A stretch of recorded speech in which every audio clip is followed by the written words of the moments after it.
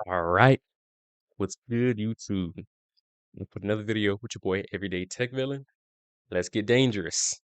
For today, we're going to be discussing money and cybersecurity. In this video, I'm going to show you how to make $100,000 in cyber. Nah, this ain't one of those videos, right? You've probably seen plenty of those out there on YouTube, the internet, how to make 100K, how to make 200K, 300, 400, 500, 600 million, all these big old numbers.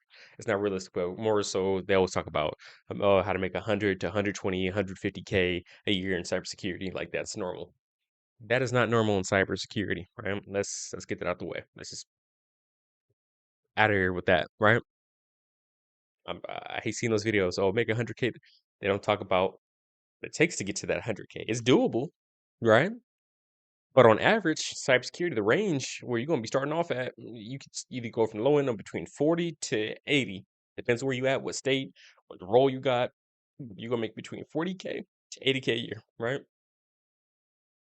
So it's has a higher end than most, IT jobs out there. A lot of IT jobs on the like the lower end of that between like 48K, 40 to 80, 40 to 80K a year. But with cybersecurity, it's you're gonna be leaning towards more towards that 70. 70 is really the sweet spot. That's where a lot of people you can come in at between that 60, 70, right? You can come in there, but not everybody gets in there. You come in a little bit lower on the 50 to 60, right? That's still good. But most IT jobs out there, a lot of them starting off entry level, and you ain't gonna be making that much. You can be making what? Remember my first little IT job on the repair side, I was making but $16 an hour. I was making 16. It was 16, so what? That was like 30 something K a year, if that. So I was a little broke boy, little broke boy. I was oof. But like I said, just because you make 16 doesn't mean necessarily broke. You're on your way up, right? But we hear about talking about getting to that creme de la creme, that money, right? So, like I said, realistic, you're gonna be looking between 40 to 80, 40 between 40 and 80. And so you're thinking, okay, how do I get to that 100K? Who makes that 100K? Who makes that 90? Once you get to that 90 and up club, now you're exclusive, right? Who makes that kind of money? Senior level people make that kind of money, right? So when you enter the mid level, you're gonna be mid level, right? You're gonna be more in that between that 60, well, not even 60, pretty much if anything, high end 60s, between high end 60s to between that 80, right? Then once you get to that senior level, then that's when you're gonna be making that 90, 100, 120, 150 to even 200K or 300K, those extreme numbers, right?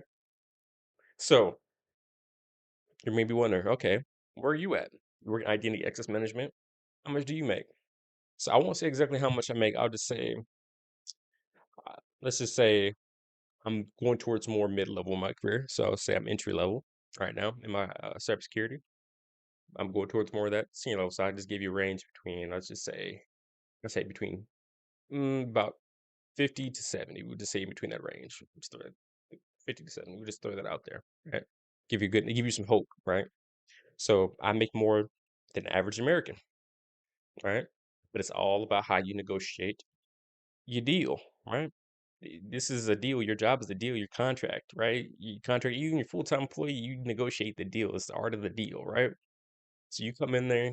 That's even if you're IT. This is going to be go for anybody IT, any form of tech, IT, cyber, whatever, right? Because when you get up in there and you get the job offer, never take the first offer, right? Take the offer, take it, but don't accept it. You're like, all right, review the job offer, right? Look over the terms, conditions, everything, all the stipulations, and then hit them with their rebuttal. Be like, mm, I feel that this wouldn't meet me where I'm at currently in my career due to I have accomplished this, this, and that. Give metrics, give stats, statistics. This doesn't match the current job market. I see other positions in this field going for X amount of dollars, right? I feel that I should feel that since I've accomplished this, that, and what the job market's going for, I should get X amount of dollars, right? Because you just take any number they give you, you figure out what everyone else is making, you're not gonna be happy. You're not gonna be happy. Because like, dang, I just took anything. I took the first thing. I got excited. I saw a big number. It's more than what I'm making now. And once you get up there, right, and then you're gonna be like, dang, I ain't making as much as everybody else because now you're gonna feel played. You're like, okay, they didn't offer me this much. No, no, no. You could have got more, but you were scared. When they offer you the job offer, and you were try to rebuttal, they're not gonna yank it from you. You got the job. You got it. Now it's just time to find that sweet number, that midpoint, right? Meet them in the middle. So you played yourself. They didn't play you because they're always going to lowball you. Companies are always in the interest of themselves. If they could pay the least to get you to do the job, they're going to do that, right? So that's their job. Don't be mad at them. Don't hate. You know what I'm saying? Don't hate the. You know what I'm saying? What was the saying? It's like don't hate the player, hate the game, or I mean don't hate the game. It's one of the sayings. But anyway, don't hate the game. This is the game we play, right? So you may be wondering too. Is like okay, let's say I get an opportunity to make even more money, right? Let's say I get opportunity comes up. I can job hop, right? I'm talking about job hopping. That's how you really make the most amount of money possible is job hopping, right? Upping it. But at the same time, there's a caveat with job hopping, right? Because you could have something good going for yourself, right? You can be in a good situation, and you job hop, right? Making more money now, but sometimes more money, more problems. You're making more money now. Now you got a rude boss. Uh, Work environment's toxic. Everything's not going in your favor. Where you should have just stayed where you was at, all because you saw a bigger number, right? Thinking, okay, I'm just be here, but that job hopping gets played out and get burnt out, right? It gets played out and it get burnt out. So my advice to y'all is don't keep on job hop. Job hopping at the beginning of your career when you're starting off, job hop. I recommend that. Get your money, right? But as you start to get more towards your middle to senior level career, you want to start getting towards more of that want to hit that 1 year mark. Other than that, when you're at the beginning of your career, don't stay for a year. Don't. Do not stay at a company for a year when you first starting out. You stay there for a year, you messing up. Unless they paying for your certifications, getting you more education, you learn more skills. They're taking care of everything you need to be taken care of, right? Don't stay there. Unless they doing all that, and we're staying there. That's what you're staying there for, right? Your goal is to be getting more skills. Skills equal money, right? Skills, experience, stuff you can put in your resume. So if you're staying somewhere where they ain't taking good care of you, leave, right? Until you find that home that's going to take good care of you, right? So that home for me, when I was talking about my experience back at Alliance, so they took good care of me. They paid for my certifications, right? Gave me opportunities to learn other skills and everything. They took good care of me to where it set me up for me to get into that role was the setup role for me to get in cybersecurity. So while I was there, those opportunities from other recruiters, hey, we're gonna pay you this much, this much. I could have left easily and just went down the job rabbit hole and another job paying more, but less opportunity, right? That's all about opportunity, right? Don't get so focused on that money. Oh man, I need to make that 60, I need to make that 80, right? Don't get so focused eyeballing the money because actually I got a story for y'all. So I have a buddy of mine. See, he has a mentor. It's about his mentor, how his mentor had got a job offer making what, like 300K, right? He's in cybersecurity, so he got a job to where he's like senior, like executive level, right? And making 300K. So he accepted it, right? But the only issue was, right? Excuse me. The only issue was he had to give up. At first, it was cool. You be able to work remote, but sometimes the conditions change. So you were right directly under uh, the the CEO of the company, or the CEO or the COO, right? One of the co-founders. And he's like, "Yeah, I can't have you working remote no more. I need you at all times." So he's like, "That's not what I. That's not what we negotiated. It's not what's on terms." He said I was going to be able to work remote. Well, terms changed, and the guy's not the nicest person, so he's hard to work around. So he took this money. He's making this much money, and he's like, "I can't do it. My work environment, I'm not enjoying that. They're trying to get me to not work remote anymore. I'm just like, can't do it." So he left, and then right before he left, they offered him another 75K onto what he already makes. So it would have been three. So he's already making 300K. He would have been making 375K, right? And he left anyway. I did thinking, no, he left 375K on the table. Why did he do something like that? But at the same time, you got to think about when it comes down to, are you willing to sell your soul for that money? Are you willing to sell out for that money? Right? How long can you keep that up? How burnt out are you going to be before it's too much is too much? Right?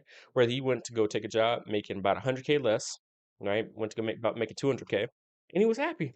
Cool, we got his freedom. Still 200K, 300K. You're a high six-figure earner. So what? but he has his freedom, he has his time back, right? Some of y'all got kids, some of y'all got family, brothers and sisters, aunties and uncles and grandparents. Y'all gotta be out there taken care of. Y'all want to go out and go party and go on vacations, spend time with family, right? I got things I want to go do, if you're a serial dater, go serial date, like whatever you want to go do, you want time to go do it versus being stuck up in the office all day. That ain't the life you want. So is the money even really worth it? What's the whole point of making all that money if you can't even use the money, right? Your whole life is work and you come home stressed out. But look at bank account looking nice, but you can't even enjoy your life. That's the whole point of the money is meant for you to enjoy your life. So just think about that. So don't get caught fixated on these big numbers because you don't know the pressure that comes with these big numbers, right? So as you start to progress and make more and more and more money, right? There's more caveats coming into place to where a lot of people in tech that are at these making these big numbers. I can't say a lot of people. I'll just say people I know, right? People I know that are making these big numbers. They're not, it's cool and all until it ain't cool. So it's like the workload, the stress, everything like that. They're having to sell. Literally, this becomes part of your. There ain't no such thing as work life balance. That work life balance starts to decrease, right? So, but hey, that's what you negotiate.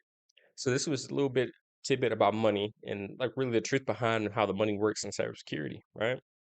So don't get focused on those big numbers. That's not realistic. Really, you're gonna be making, like I said, that range between either 40, 80K when you're coming in the gate, realistically more on the lower end, right? Such as more in like that 60K below, right?